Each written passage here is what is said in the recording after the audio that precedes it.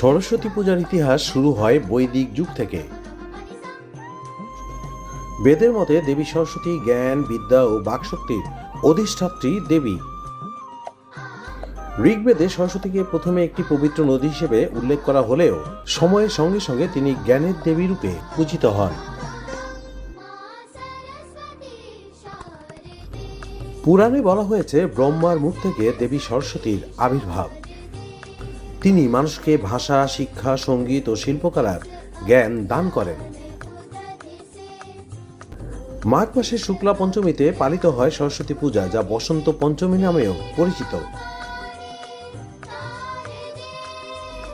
ওং সরস্বতী মহাভাগে বিদ্যে কমললোচনে বিদ্যারূপে বিশালাক্ষী বিদ্যাং দেহি নমস্তুতে।